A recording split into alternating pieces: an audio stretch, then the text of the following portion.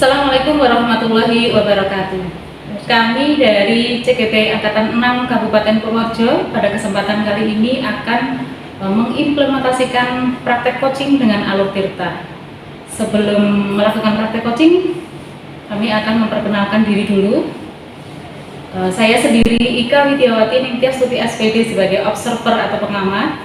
Di sebelah kanan saya ada Ibu Rina Rafitasari SPD sebagai coach. Dan di sebelah kanannya lagi ada Ibu Mintasi SPD sebagai coaching. Sebelum Anda melakukan praktek coaching, kita akan mendiskusikan dulu tentang rubrik penilaian yang akan dilakukan dari praktek coaching kita kali ini. Baik, rubrik penilaiannya adalah dengan menggunakan alur Tirta. Jadi 4 alur yang akan dilakukan. Yang pertama adalah tujuan, yang kedua identifikasi, yang ketiga rencana aksi, dan yang keempat adalah tanggung jawab. Nah, saya akan menanyakan terlebih dahulu, menurut Bu Rina, apa saja kompetensi coaching yang ingin dikembangkan? Ya, kompetensi coaching yang akan saya kembangkan diantaranya adalah kehadiran penuh, kemudian mendengarkan aktif, serta mengajukan pertanyaan yang berbobot. Ya, dari ketiga kompetensi tersebut, kompetensi spesifik apa yang ingin diamati? Kehadiran penuh. Kehadiran penuh, ya. Karena kehadiran penuh, maka indikator ketercapaian dari kompetensi tersebut menurut Bu Rina apa?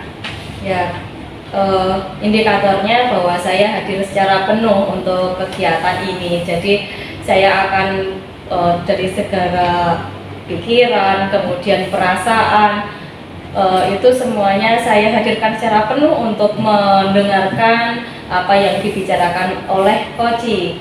Saya akan fokus, kemudian berusaha untuk sabar dalam mendengarkan, kemudian merasa ingin tahu apa saja yang akan diungkapkan oleh coach. Seperti itu, Bu. Baiklah, untuk selanjutnya silahkan Anda melakukan praktek coaching. Terima kasih, Bu Ika. Selamat siang, Bu Mintarse. Selamat siang, Bu Rina. Apa kabarnya hari ini? Alhamdulillah sehat. Bu Rina sehat kan? Alhamdulillah sehat. Alhamdulillah hari ini kita bisa bertemu ya, Bu, di siang ini. Nah, katanya Bu Mintarse mau cerita tentang apa nih, Bu? Oh iya, ini Bu Rina saya ingin cerita tentang siswa. Masalah siswa. Oh, masalah siswa. Masalahnya bagaimana ya, Bu? Kemarin itu kan ada anak yang datang ke ruang kita, nangis, Bu. Bu, saya itu malu, Bu. Malu kenapa? Misalnya cerita sama ini, masa masalah saya diceritakan ke teman-temannya, saya kan malu jadinya, Bu. Gitu, seperti itu. Ya sudah kan selisih, Bu. Jadi ada anak cerita pada temannya dan ceritanya itu malah disebar-sebarkan pada teman yang lain. Oh, jadi anak itu malah jadi malu ya, Bu, sampai nangis-nangis seperti itu. Nah, dari percakapan kita nanti saya punya waktu 20 menit kan, Bu, ini untuk mendengarkan cerita Ibu. Nah, di akhir pertemuan kita tujuannya apa? Ibu mendapatkan apa? Iya, saya ingin ya anak-anak yang tadi bercerita pada temannya itu kepinginnya ceritanya itu tersalur, tetapi ya anak-anak itu juga bisa menyimpan rahasia yang dipercaya itu maksudnya. Ya, anak-anak bisa bercerita, kemudian tapi ceritanya tersalur, tapi juga tersimpan rahasianya seperti itu. Ya, percakapan kita akan direkam, kemudian hanya untuk kepentingan program, hanya akan untuk dinilai untuk fasilitator, dan saya juga tidak akan bercerita kepada siapapun, Bu, tentang masalah ini supaya Ibu ceritanya lebih nyaman kepada saya. Nah, kalau biasanya mereka ceritanya kepada siapa ya, Bu? Kalau bercerita? Ya, kalau cerita sih untuk masalah-masalah karir, masalah-masalah belajar itu ke saya selaku guru BK. Nah, ini permasalahan yang biasanya banyak diceritakan ke temannya sendiri itu masalah-masalah yang bersifat pergaulan gitu. Misalnya pacar, masalah apa, itu anak enjoy cerita sama temannya sendiri daripada kepada gurunya. Jadi anak-anak malah lebih banyak cerita tentang pergaulan tentang pacaran itu malah pada temannya ya.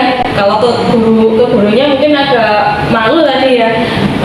Kemudian apa bu penyebabnya mereka lebih suka bercerita tentang pacarnya itu kepada teman-temannya daripada kepada gurunya? Kalau menurut saya itu ya karena mereka sebaya bu. Kalau sebaya kan enak sama-sama ngalami gitu ya. Ketika mereka cerita nggak sengaja sih sebenarnya dia itu cerita ke temannya sendiri dan temannya juga punya masalah yang sama misalnya kan mungkin akan lebih enak nyaman. Hanya permasalahannya seperti tadi yang saya sampaikan ketika dia yang diceritakan diberi permasalahan itu cerita gitu ya ke temannya itu dia cerita ke teman yang lain padahal mungkin sudah dimati-mati seperti itu. Jadi karena merasakan sama-sama punya pacar atau punya teman, jadi malah lebih enak pada temannya. Jadi seperti itu ya. Kalau misalnya setiap harinya misalnya ya apa yang sudah ibu lakukan selaku guru BK supaya anak-anak itu mau bercerita kepada guru BK?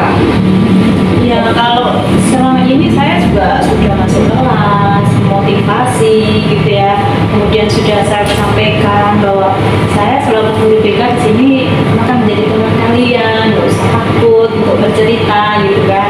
Kemudian juga saya juga sampaikan bahwa guru BK itu siap menyimpan rahasia. Jadi kalau kalian cerita ke saya itu nggak usah takut nanti akan diceritakan karena itu sudah kode etik selaku guru BK. Makanya kadang-kadang ada masalah-masalah tertentu yang saya ketahui sendiri, saya nggak mau menceritakan kepada orang lain, bahkan terhadap wali kelas pun nggak saya ceritakan kalau itu tidak diizinkan oleh klien dulu seperti itu. Berarti ibu sudah melakukan banyak hal ya, itu tadi ada motivasi kepada kelas-kelas, kemudian mengatakan bahwa guru BK itu bukan sesuatu yang menakutkan ya bu, seharusnya anak-anak bisa bercerita, tetapi pada kenyataannya anak-anak tidak mau bercerita tentang pergaulan itu tadi dan percintaan kepada guru BK, malah pada teman-temannya yang satu angkatan tadi. Nah, ibu dari beberapa hal yang tadi sudah dilakukan ya, nah kira-kira yang lebih efektif yang mana ini bu? Di antara itu? Kalau saya sih inginnya ada wadah bu, ada wadahnya dari anak-anak untuk tetap cerita ke temannya sih silakan ya. Artinya saya selaku guru BK juga tidak pernah memaksa harus konsultasi ke saya karena nyamannya anak itu ke siapa. Tapi saya tidak ingin anak-anak itu ketika sudah konseling sama temannya sudah enjoy tapi tiba-tiba kecewa kemudian timbul permasalahan baru hanya karena dia nggak bisa menyimpan rahasia seperti itu. Berarti ibu menginginkan ada sebuah wadah ya untuk penyaluran cerita-cerita ini untuk anak bisa konselor tetapi tidak gaduh ya, sehingga anak-anak bisa nyaman kepada teman yang diceritakan tersebut. Nah, rencana ibu apa untuk melakukan ini? Nah ini yang mungkin baru dalam pikiran saya begini. Jadi saya ingin karena anak-anak itu kan tertarik sekali kalau dia tuh masalah-masalah yang sifatnya pergaulan, karena anak-anak itu baru ketertarikan dengan lawan jenis itu sekarang ini ya remaja. Nah itu saya ingin ada wadah, artinya kalau saya dalam pikiran saya itu ingin ada konselor tapi dari temannya sendiri gitu. Seperti itu Bu Rina. Ada konselor tapi dari teman sendiri lah. Iya. Lalu kriterianya apa ini Bu untuk anak-anak yang bisa dijadikan konselor? Nah ini kalau kriteria konselor itu memang tidak istilahnya tidak mudah Bu Rina, karena memang harusnya seorang konselor yang kompetensi itu memang harus lulusan dari S1, tapi ini untuk mewadahi saja sehingga yang penting nanti ada keterampilan yang dimiliki oleh siswa yang nanti sudah ditunjuk oleh temannya untuk menjadi seorang konselor, misalnya bisa menjadi pendengar yang baik bagi temannya, kemudian bisa menyimpan rahasia, kemudian juga bisa praktek seperti itu. Berarti ada kriteria tertentu ya untuk menjadi konselor yang baik, diantaranya tadi yang bisa menyimpan rahasia. Jadi dengan adanya rahasia yang tersimpan, anak-anak bisa bercerita dengan baik. Nah kira-kira kapan ini akan dilaksanakan? Ya ini saya baru dalam pikiran saya Brina, karena ya anak-anak ini baru tes yang ada yang selesai ini. Jadi mungkin nanti semester kedua lah saya akan mencoba untuk menawarkan kepada anak-anak, terutama anak yang lebih enjoy untuk curhat pada temannya, supaya bagaimana kalau memilih anak-anak di antara temanmu yang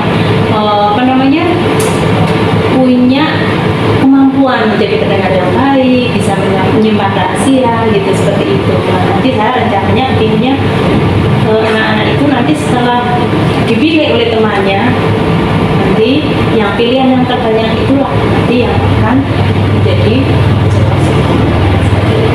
mau diadakan di semester kedua.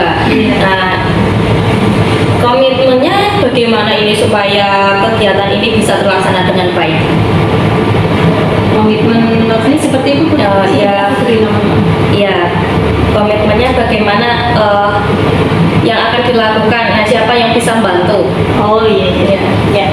Rencananya saya akan berkolaborasi dengan tim 3, Pak Rahma, Dunia, karena kami di SMA Negeri 10 Purworejo itu kan menjadi wali BK yang berbeda-beda. Nah, nanti kalau yang saya wali sudah saya bergerak seperti itu, kemudian yang Burina enggak, nanti tidak kompak. Jadi saya tetap akan berkolaborasi, mereka sama-sama juga menggerakkan siswa asuhnya di kelasnya, karena kecenderungan itu saya sudah mengamati lama, kelihatannya anak-anak lebih enjoy ketika ada wadah dari temannya sendiri, walaupun guru BK tetap menerima ketika ada anak-anak yang lebih tertarik untuk masuk ke ruang BK seperti itu.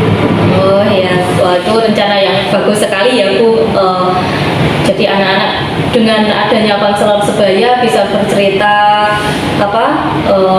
bisa bercerita itu tadi ya, anak-anak bisa bercerita kepada konselor sebayanya dengan nyaman tanpa ada rasa malu lagi dan tidak takut kalau misalnya masalahnya akan disebar-sebarkan kepada orang lain. Itu rencana yang bagus sekali. Nah, saya sangat tertarik nih Bu dengan kegiatan ini. Nanti kalau misalnya kita bertemu lagi mungkin sekitar 3 bulan ya Bu, nanti kalau kegiatan ini sudah berjalan dengan baik, kemudian saya ingin tahu ceritanya itu bagaimana dari Ibu, nanti bisa diceritakan lagi. Dan tentunya ini pengalaman yang luar biasa ya, karena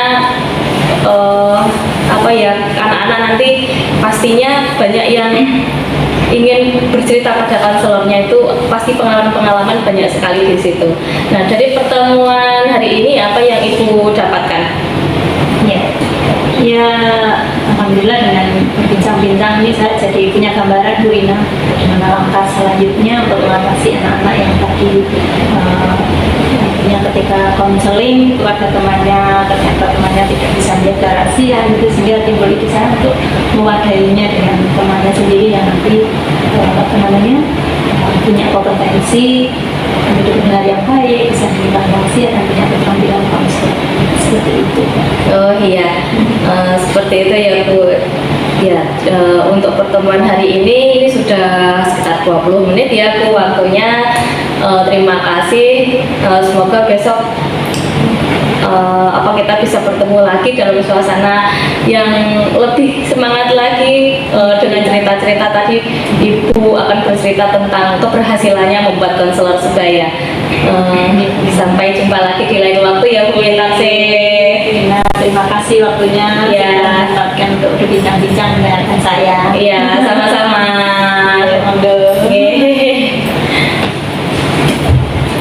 Lanjutkan. Baiklah, saya akan menyampaikan hasil dari praktek coaching yang dilakukan oleh Bu Rina Rapitasari dengan Bu Intaksih. Secara keseluruhan saya mengamati praktek coaching tersebut, alur tirta yang dilaksanakan sudah tampak dari setiap alurnya, mulai dari tujuan, identifikasi, rencana aksi, dan juga tanggung jawab. Kemudian percakapannya juga berjalan dengan sangat baik dan sepertinya Bu Mintasih merasa nyaman dengan percakapan tersebut sehingga beliau bisa secara terbuka menyampaikan masalah yang dihadapi. Kemudian Bu Rina juga menyampaikan pertanyaan-pertanyaan yang sifatnya terbuka, tidak tertutup sehingga penggalian informasinya juga semakin mudah. Baiklah, kemudian ada yang ingin saya tanyakan kepada Bu Rina. Dari indikator yang sebelumnya Bu Rina utarakan di depan sebelum praktek coaching, apa indikator yang tampak dari percakapan yang Bu Rina lakukan tadi? Nah, indikator yang tampak bahwa saya hadir secara penuh, memfokuskan pikiran dan perasaan saya untuk mendengarkan apa saja yang diceritakan oleh coaching, seperti itu. Lah, pada praktek coaching selanjutnya yang akan dilaksanakan oleh Bu Rina, kira-kira kompetensi apa lagi yang akan dikembangkan? Yang akan saya kembangkan adalah mengajukan pertanyaan yang berbobot. Gitu ya. Demikianlah praktek coaching yang pertama dari kami. Nanti akan dilanjutkan dengan praktek yang berikutnya. Terima kasih. Assalamualaikum warahmatullahi wabarakatuh.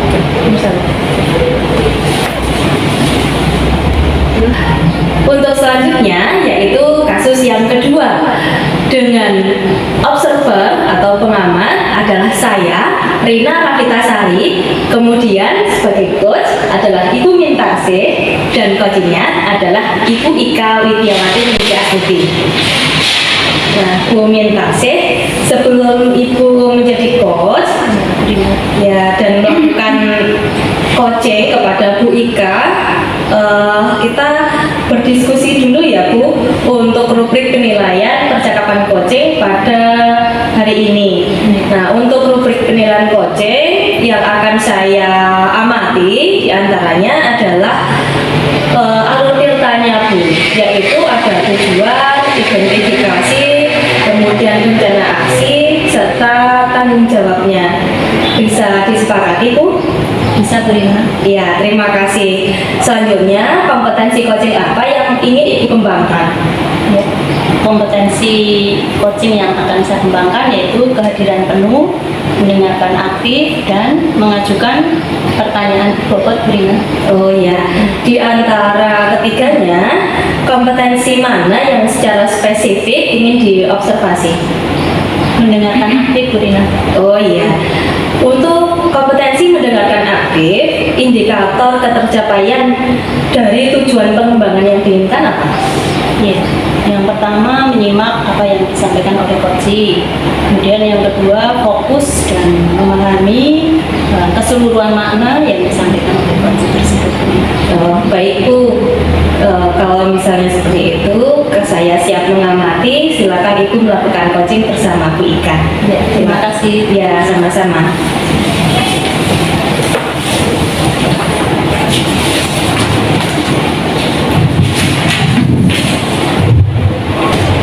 Assalamualaikum Bu Ika. Terima kasih. Apa kabar Bu Ika hari ini? Alhamdulillah sehat Bu. Oh iya Bu Ika. Beberapa waktu yang lalu Bu Ika sepertinya ingin ngobrol-ngobrol dengan saya ya, tapi saya waktu itu baru sibuk. Nah kebetulan hari ini saya longgar Bu Ika dalam waktu 15 atau 20 menit. Boleh lah hari ini ngobrol-ngobrol ya Bu Ika. Oke Bu. Oke Bu Ika. Permasalahan yang disampaikan apa kira-kira Bu Ika? Ini tentang masalah pembelajaran saya Bu di kelas. Ya, ada beberapa anak yang aktif ketika saya melakukan pembelajaran di kelas.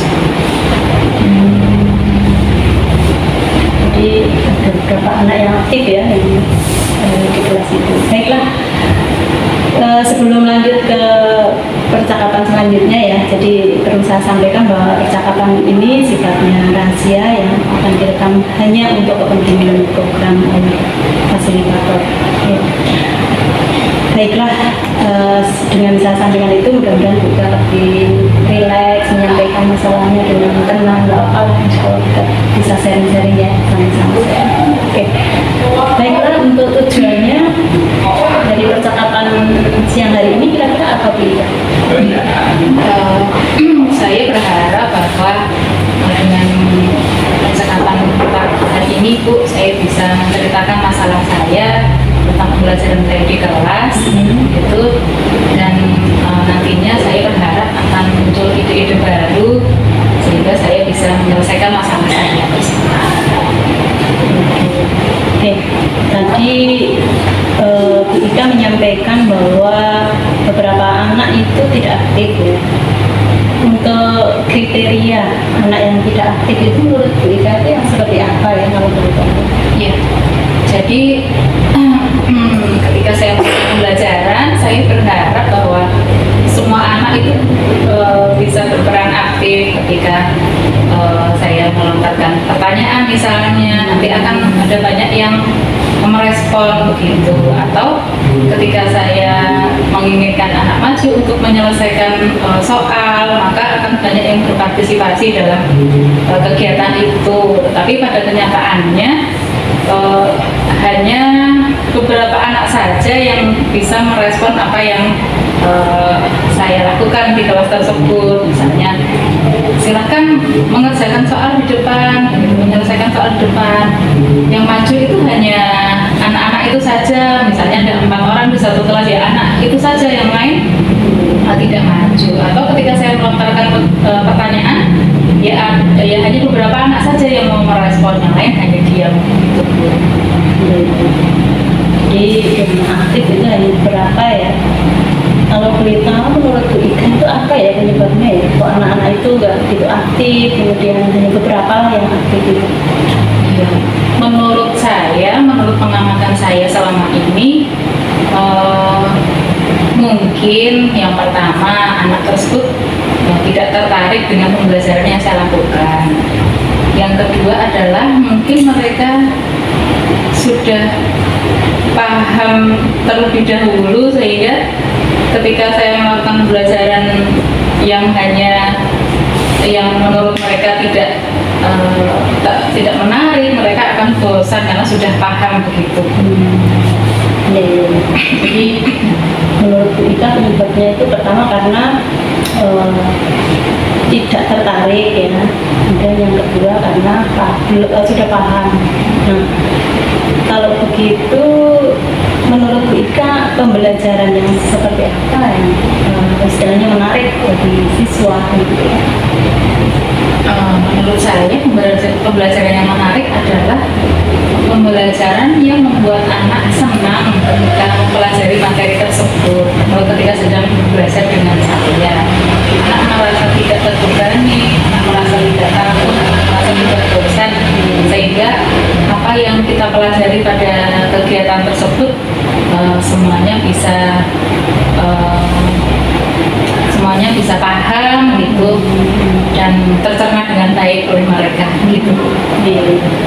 Oke, berarti itu ya, kalau anak-anak itu tertarik dengan metode pembelajarannya akan paham, kemudian juga akan mencerna gitu ya.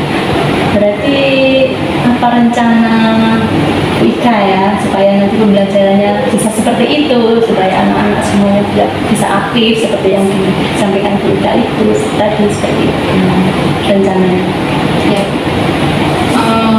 Saat ini saya mempunyai rencana, saya akan mengubah strategi pembelajaran saya Bu. Yang tadinya mungkin anak-anak hanya mengerjakan atau belajar secara individu atau mandiri gitu di kelas, jadi mereka memang mengerjakan semuanya sendiri, belajar sendiri gitu. Yang akan saya lakukan adalah nanti mereka akan belajar secara berkelompok. Jadi nanti mereka akan bekerja sama dengan temannya gitu dalam satu kelompok untuk menyelesaikan soal atau masalah yang ada dalam pembelajaran tersebut. Diharapkan nanti anak-anak yang aktif, anak-anak yang sudah paham gitu, nanti bisa bekerja sama dengan teman-teman yang belum aktif, belum begitu paham juga, sehingga diharapkan semuanya bisa menjadi aktif lagi dan juga menjadi paham semuanya gitu. Sehingga pembelajaran pada hari itu, pada kegiatan tersebut bisa berhasil. Bagus sekali rencananya ya, jadi harapannya nanti setelah dibentuk kelompok akan lebih aktif dan menyenangkan ya kalau menurut kita. Rencana ini kita mau mengajak siapa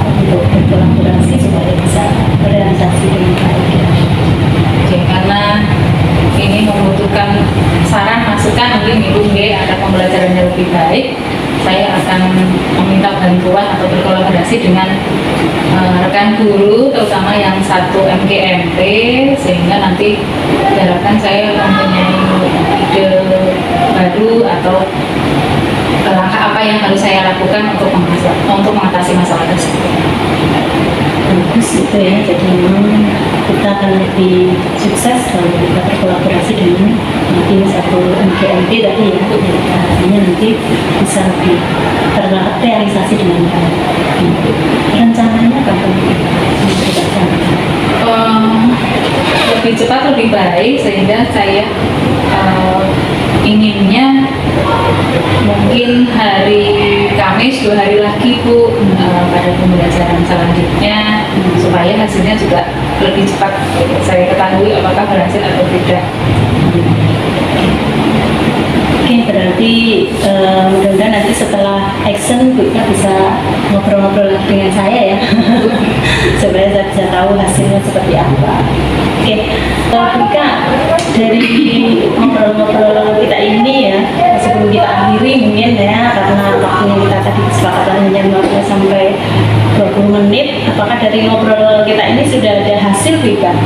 Ya, tentu saja saya merasa terbantu gitu ya Bu ya, dengan percakapan kita pada pertemuan kali ini. Saya merasa sedikit lega, sehingga muncul ide-ide baru gitu yang tadinya saya tidak terpikirkan untuk melakukan pembelajaran yang seperti apa atau untuk menyelesaikan masalah saya. Begitu Bu. Oke,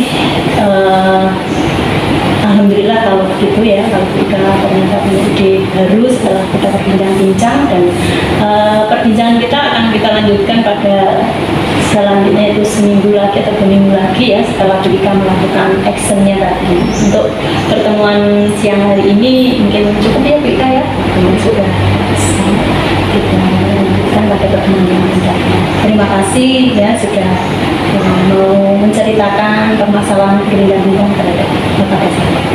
Terima kasih juga Bu. Ya, Assalamualaikum. Alhamdulillah, coachingnya sudah terlaksana, Bu Mintarsi dan Bu Ika.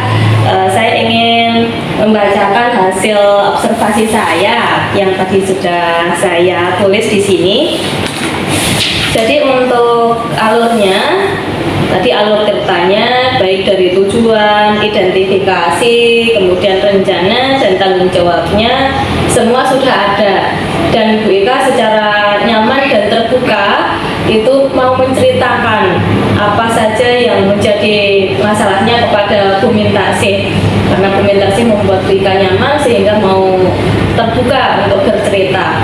Kemudian setelah itu saya juga ingin bertanya kepada Bu Mintarsi,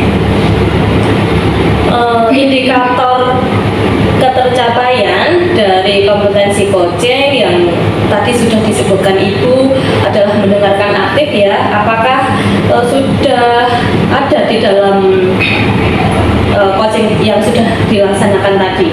Ya, menurut saya sudah Bu, karena saya tadi sudah menyimak dengan seksama, kemudian mengerti, fokus ya mengerti dan memahami keseluruhan makna yang disampaikan oleh coach. Oh baik Bu. Kemudian kompetensi apa lagi yang ingin dikembangkan? Ya, yang perlu saya kembangkan itu untuk membuat pertanyaan yang berbobot Bu Lina. Selain itu mungkin ya saya perlu belajar lagi. Ya, seperti itu ya. Jadi pertanyaan berbobot yang ingin dikembangkan supaya mungkin hasilnya lebih hasilnya lebih maksimal lagi ya. Dengan pertanyaan itu akan tergali informasi-informasi yang lebih dari coaching seperti itu. Ya, terima kasih untuk sesi kedua, coachingnya sudah selesai dan akan dilanjutkan untuk sesi yang ketiga. Terima kasih.